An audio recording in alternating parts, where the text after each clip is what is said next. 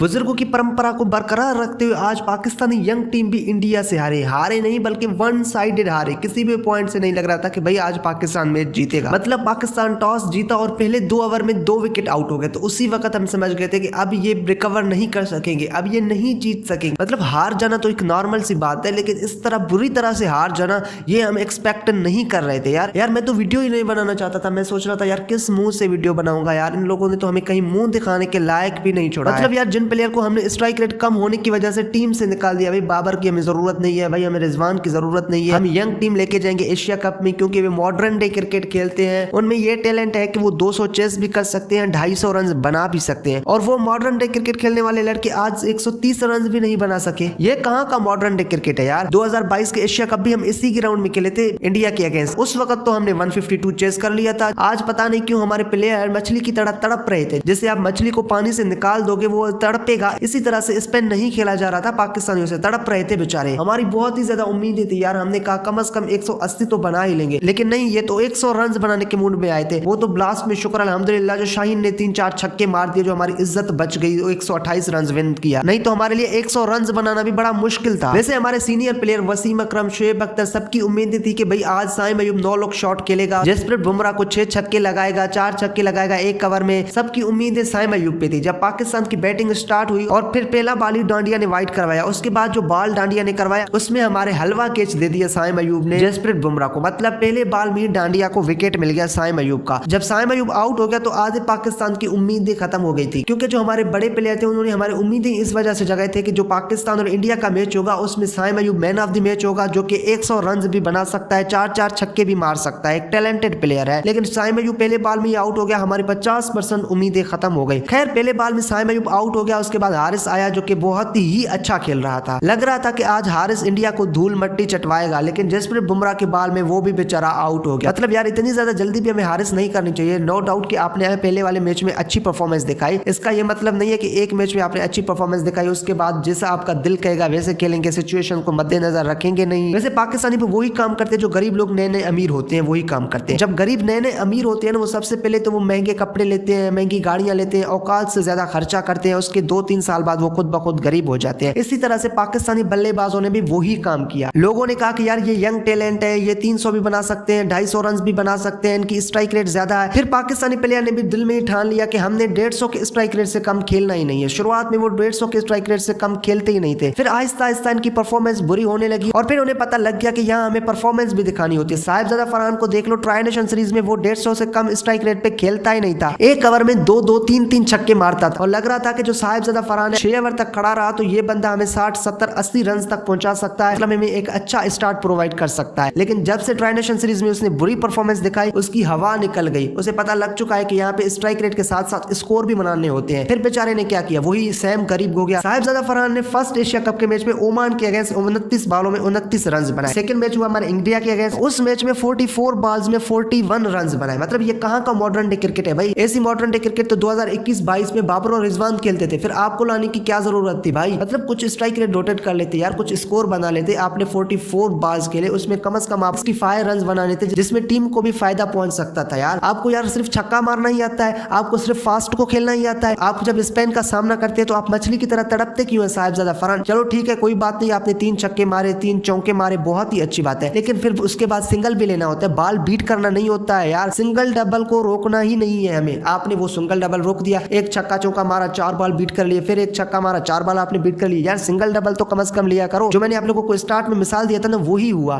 पहले तो बहुत ही हाई स्ट्राइक रेट से खेलता था बंदा, अब बहुत ही लो स्ट्राइक रेट से खेलता है। इस खेल खेलने के लिए तो हमने साहिबजादा फरहान आपको टीम में दाखिल नहीं किया। ये मैच आप लोग जो खेल रहे हैं ना, ये मॉडर्न डे क्रिकेट नहीं है। ये आप जो मैच खेल रहे हैं, इस तरह के प्लेयर्स हमारे टीम में भरे हुए। अगर आप भी इसी तरह का मैच खेलेंगे तो हमारे पास 2 सीनियर्स का ऑप्शन मौजूद है, वो बाबर आजम और मोहम्मद रिजवान। तो फिर आप चले जाइए भाई, आपकी फिर हमें कोई जरूरत नहीं है। बहुत बहुत शुक्रिया, आपने पैसे कमाए, बहुत बहुत शुक्रिया, आपने पाकिस्तान को चंद मैचेस जितवाए। हाँ भाई साहिबजादा फरहान, आपने हमें बड़े अच्छे ख्वाब दिखाए कि भाई हम भी अब मॉडर्न डे क्रिकेट खेल रहे हैं। हाँ साइम अयूब, आपने बड़े अच्छे ख्वाब दिखाए हमें कि हम भी अब मॉडर्न डे क्रिकेट में शामिल हुए, लेकिन उन ख्वाबों को आपने 1-2 महीने के अंदर ही तोड़ दिया और आप लोगों ने मॉडर्न डे क्रिकेट तो क्या, वो जो पुरानी वाली क्रिकेट है उसकी भी धज्जियां उड़ा दी है।